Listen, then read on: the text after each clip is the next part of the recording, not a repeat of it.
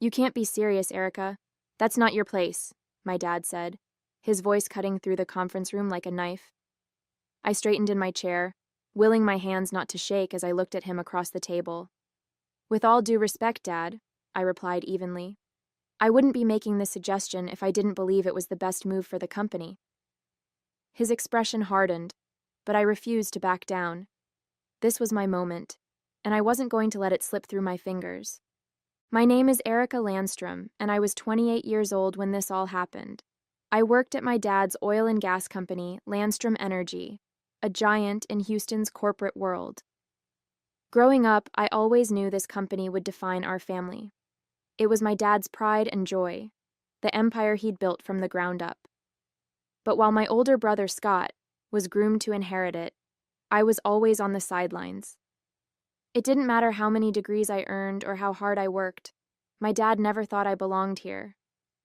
Still, I refused to give up. If I was going to earn his respect, I'd have to fight for it. When I first joined Landstrom Energy, I didn't expect an easy ride. My dad made it clear from the start that my position was more of an indulgence than a necessity. You can join the company, he'd said, leaning back in his leather chair. But don't expect any handouts just because you're my daughter. Prove yourself. At the time, I was 22, fresh out of college with a degree in business administration and eager to learn. I didn't mind starting at the bottom. I wanted to. I believed that if I worked hard enough, I could show my dad that I wasn't just there because of my last name. I spent my first few months learning everything I could about the company, from the gritty operations at the refineries to the high-stakes negotiations in the boardroom. But no matter how hard I worked, there was always the shadow of my older brother, Scott. He didn't start at the bottom like I had. Scott was handed a senior executive role right out of business school, despite having no practical experience. While I was running reports and shadowing middle managers, he was sitting in on board meetings, making decisions that would affect the company for years to come. It didn't seem to bother him that half the executives whispered behind his back about his lack of qualifications.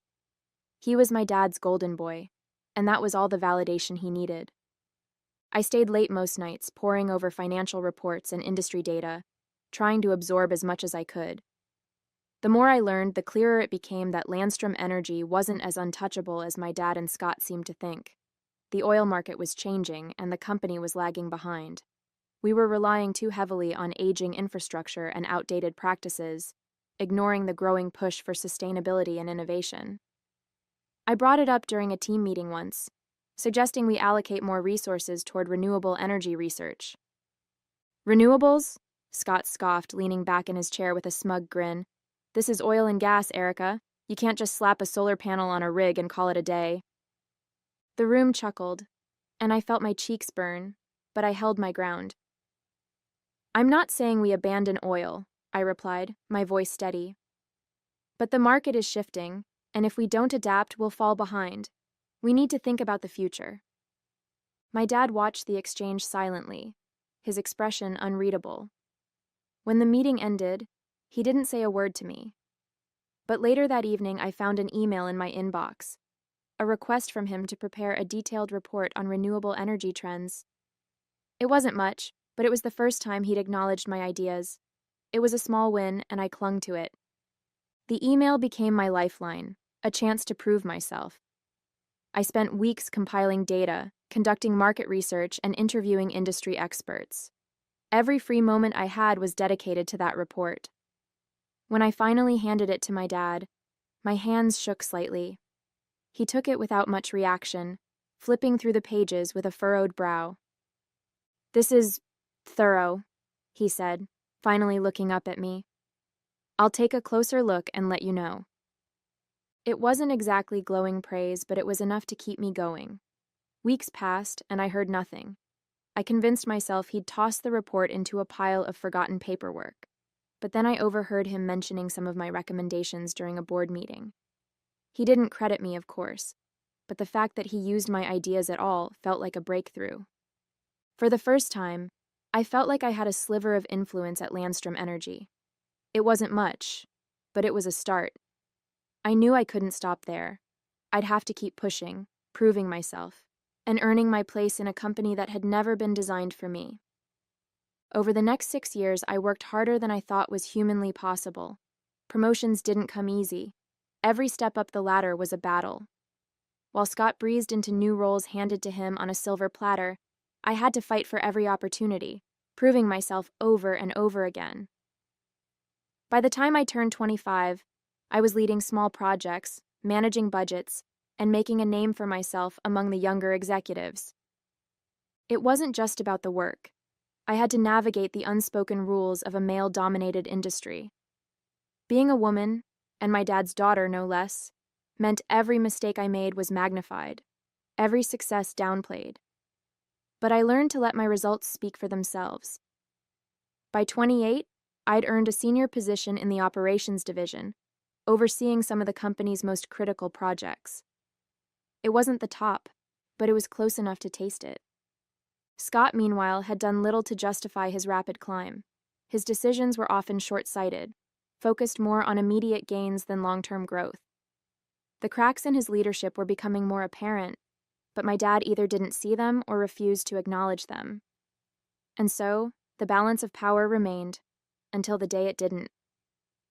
That's where my story begins. The moment I finally stood up in that conference room, challenging my dad for the first time and setting off a chain of events that would change everything. The tension in the conference room was palpable as I finished laying out my proposal. My dad sat at the head of the table, arms crossed, his expression unreadable. Scott, on the other hand, looked ready to explode. "This is ridiculous," he snapped, slamming his palm on the table. "You can't seriously think Erica's idea is better than mine." I refused to let his outburst rattle me. "It's not about whose idea is better, Scott," I said calmly. "It's about what makes the most financial and strategic sense for the company. And if we don't pivot now, we're going to fall behind." My dad leaned forward, fixing me with a stare that could cut steel. "And you think you know better than the rest of us, Erica? Better than me?" For a moment I hesitated, the weight of his authority pressing down on me. But then I thought about the years I'd spent working to get here, the countless hours I'd put into understanding every facet of this company. I wasn't the same wide-eyed 22-year-old who'd just started out. I was ready for this. "Yes," I said, meeting his gaze head-on. "In this case, I do." The room went silent, the tension thick enough to cut with a knife. My dad's jaw tightened as he slowly leaned back in his chair, his steely eyes fixed on me. "We're done here," he said abruptly, his tone cold and final. "Everyone else, you're dismissed." Scott pushed back his chair, a smirk curling at the corner of his mouth. "Good luck, little sister," he muttered as he walked past me, his tone dripping with condescension. I clenched my fists under the table but kept my expression neutral, refusing to give him the satisfaction of a reaction. As the other executives filed out, I stayed rooted in my seat, my heart pounding in my chest. When the door clicked shut, my dad leaned forward, resting his elbows on the table. For a long moment, he just stared at me, the silence stretching uncomfortably. "Do you have any idea what you're asking for, Erica?" my dad said, his voice sharper now, almost a growl. "Do you realize how it looks when you challenge me in front of the entire team?" I held my ground, even though his tone sent a chill down my spine. "Dad, with all due respect, inside this building, I'm not your daughter. I'm an executive at Landstrom Energy. And in this room, I care about the company, not vanities or egos." His eyes narrowed, and for a moment I thought he might explode. Instead, he leaned back in his chair, shaking his head. "You think this is about ego?" he said, his voice quieter but still laced with steel. "It's about knowing your place. I've built this company from nothing, and I won't let you undermine that with your need to prove something." I took a deep breath, forcing myself to stay composed. "I'm not trying to undermine you," I said, keeping my voice steady. "I know how much this company means to you. It means just as much to me. That's why I spoke up, because if we don't adapt, if we don't think ahead, everything you've built could be at risk." He looked at me for a long moment, his expression unreadable. Then he let out a slow, measured sigh. "You're bold, Erica. I'll give you that. But boldness doesn't always translate to wisdom."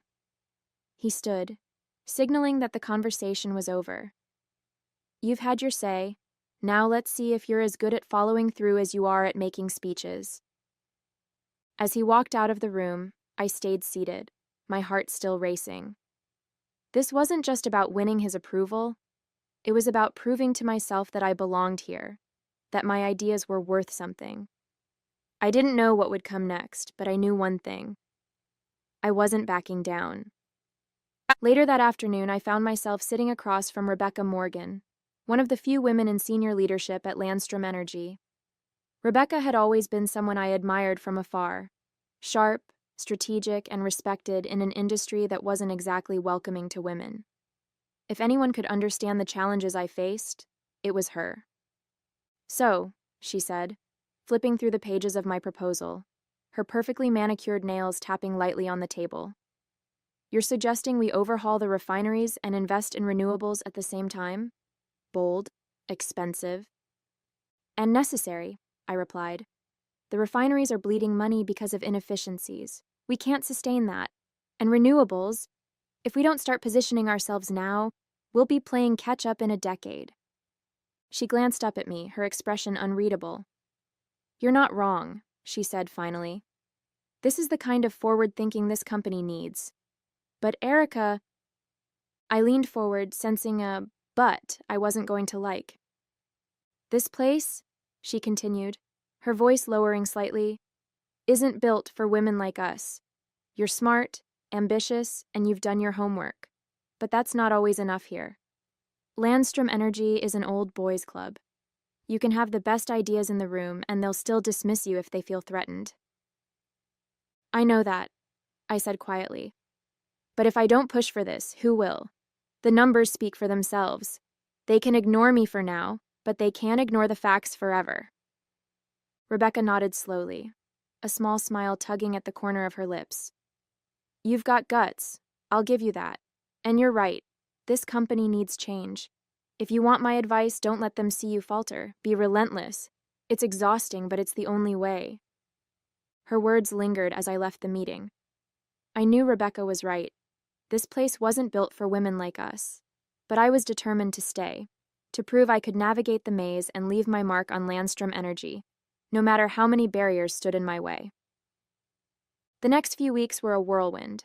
I threw myself into refining my proposal, incorporating Rebecca's feedback, and preparing for the uphill battle I knew was coming.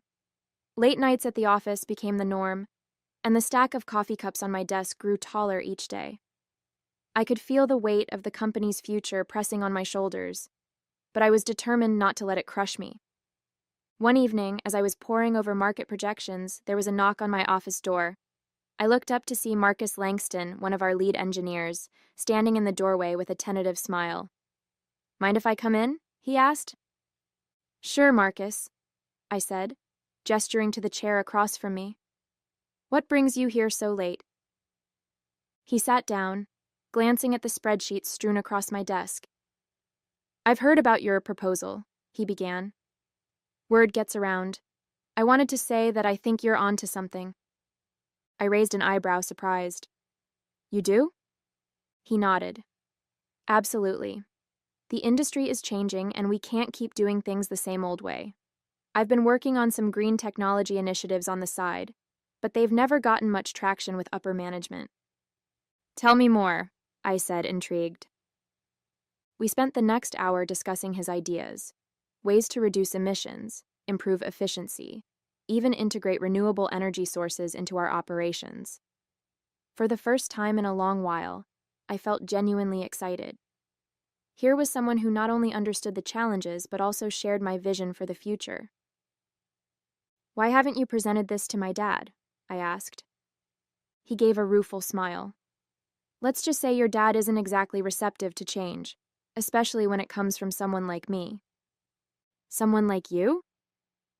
"A young engineer who's not part of the inner circle," he said, shrugging.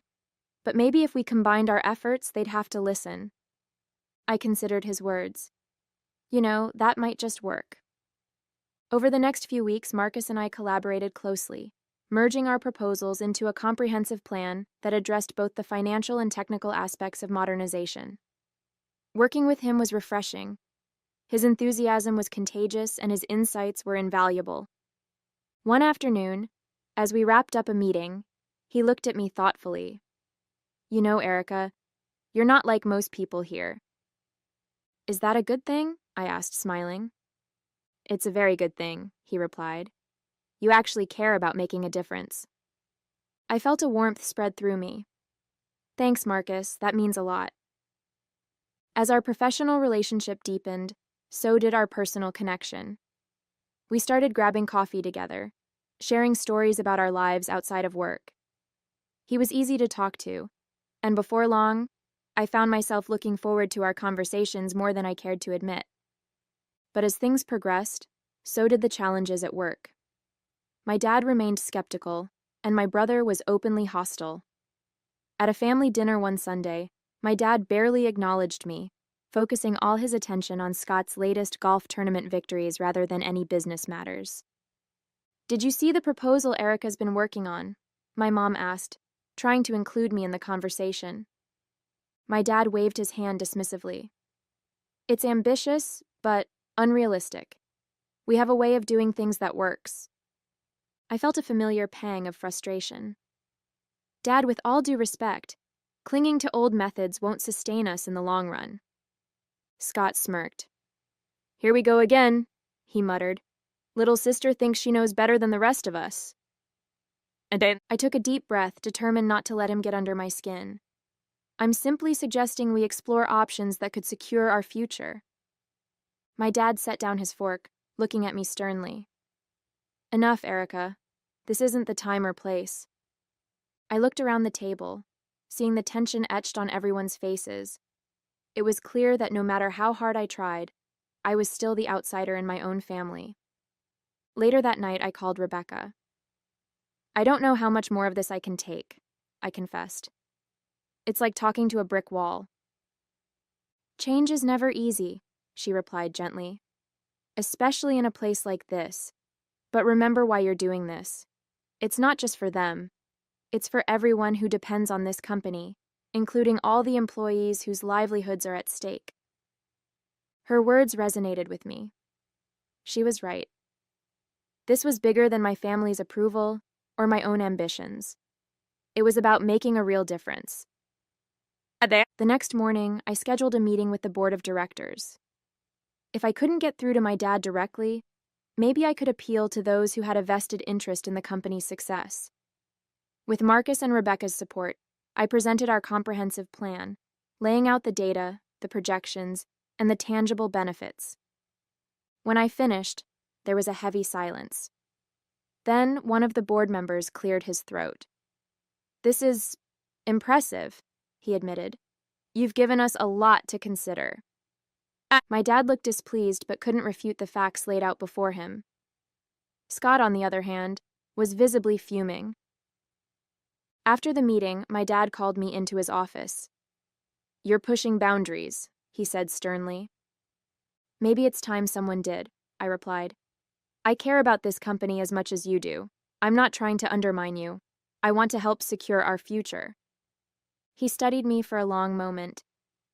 You're determined, I'll give you that. Does that mean you'll consider the proposal? I didn't say that, he cautioned, but perhaps it's worth discussing further. It wasn't a victory, but it was a step forward. As weeks turned into months, momentum began to build. The board approved a pilot program to modernize one of our refineries, and initial results were promising. Employees started to see the benefits, and even some of the more traditional executives came around. One evening, as I was leaving the office, I ran into my dad in the lobby. Heading home? He asked. Yeah, it's been a long day, I replied. He hesitated before speaking. I wanted to say, you've done good work. The board is impressed. I looked at him, surprised. Thank you, Dad. He nodded, the slightest hint of a smile on his face.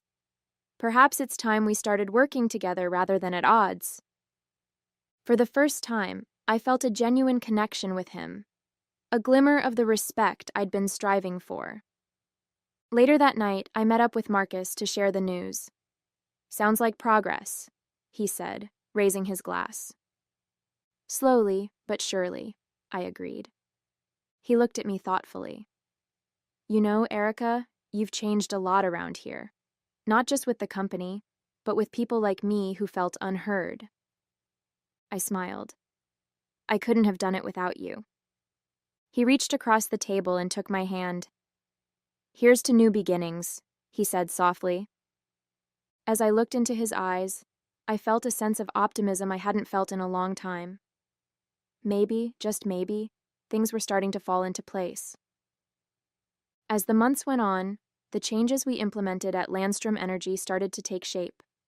The upgraded refinery exceeded expectations, reducing operational costs and significantly improving efficiency. The pilot program's success silenced many of the critics on the board, and even Scott had stopped openly dismissing my ideas, though his disdain was still written all over his face in meetings. My dad, however, remained a puzzle. While he began involving me in more strategic discussions, he still held back from fully endorsing me. I could feel his internal conflict, part pride, part stubbornness, as he grappled with the shift in dynamics between us. For every step forward, it seemed like there was always a lingering hesitation on his part, as though admitting I was right meant surrendering something fundamental. One day Rebecca stopped by my office. "He's testing you, you know," she said, settling into the chair across from my desk. "I figured as much," I replied, setting down the report I was reviewing. "But what more does he need to see? Results are results." Rebecca smiled knowingly. "It's not just about the numbers for him, Erica. It's about trust. You're proving yourself to the board, the employees, even the market. But to your dad, this is personal. He needs to know you're not just capable of running this company. You're capable of carrying his legacy." I leaned back in my chair, letting her words sink in. "And how exactly am I supposed to prove that?" Rebecca stood, smoothing her blazer. "Keep doing what you're doing. Show him you're not here to take over. You're here to lead. There's a difference." Her advice stayed with me as I continued navigating the complex web of corporate politics and family dynamics. Slowly but surely, I began to notice subtle shifts in my dad's behavior. He started asking for my input more frequently, occasionally deferring to my judgment in meetings. It wasn't a complete transformation, but it was progress. The turning point came during a quarterly review meeting. One of our largest investors raised concerns about Landstrom Energy's future strategy, questioning whether the company was prepared for the challenges of a shifting energy landscape. Before I could respond, my dad surprised everyone by stepping in. "Erica has been spearheading initiatives to address exactly that," he said, gesturing toward me.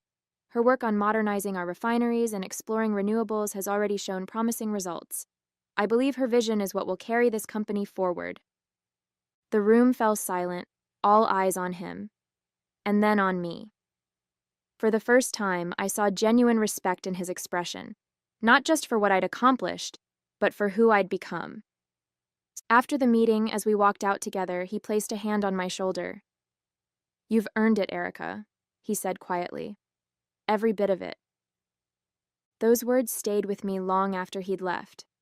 They weren't a declaration of total approval or a formal passing of the torch, but they were a start.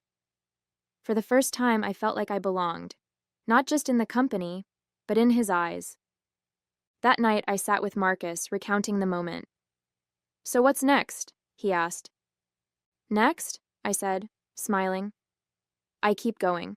This isn't the end." A year later, everything had changed. The board unanimously approved the full-scale implementation of the modernization plan, and the company was on a trajectory of growth that few had anticipated. Investors praised the forward-thinking strategy, and Landstrom Energy began earning a reputation not just as a legacy oil and gas giant, but as a company with an eye on the future. Scott had quietly stepped back from many of his responsibilities, unable to keep up with the demands of leadership. He'd moved into a figurehead role, still holding his title but with little actual influence.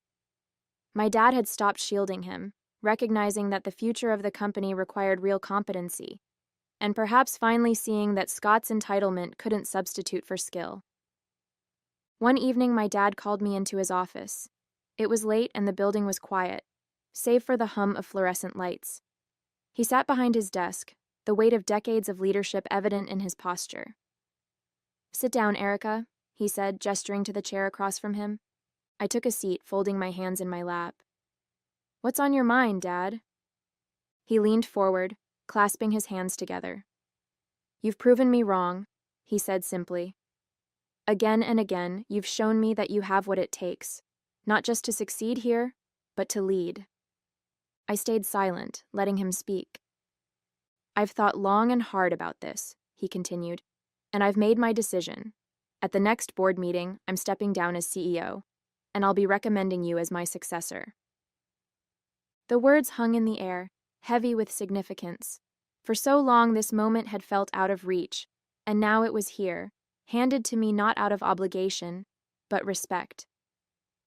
Thank you, I said softly, my voice steady despite the whirlwind of emotions inside me. I won't let you down. He nodded, his expression serious but warm. I know you won't. When the board approved the transition weeks later, it felt surreal. My name was etched on the CEO's office door, and the responsibilities that came with it weighed on my shoulders. But it was a weight I was ready to carry. That night, as I stood in my office looking out over the city lights of Houston, Marcus walked in. CEO Landstrom, he said with a teasing smile, has a nice ring to it. I laughed, shaking my head. It feels surreal. He stepped closer, placing a hand on my shoulder. You fully deserved this, Erica. I turned to him, a calm determination settling over me. This is just the beginning, I said. The real work starts now. In the years that followed, my dad and I found a mutual respect we'd never had before, one forged through challenges, trust, and growth. Marcus became my rock, standing by my side as both a partner and an equal, sharing in the vision of what the company could become. As for Scott, he eventually stepped aside, finding his own path and giving the company the space it needed to thrive. And with that, I stepped forward, ready to lead Landstrom Energy into a future I had fought relentlessly to shape. Hey there! Did you like the story? If you did, don't forget to hit the like button and subscribe to the channel. It helps us a lot and makes sure you won't miss out on more great stories we share here. Thank you for watching, and we'll see you in the next one.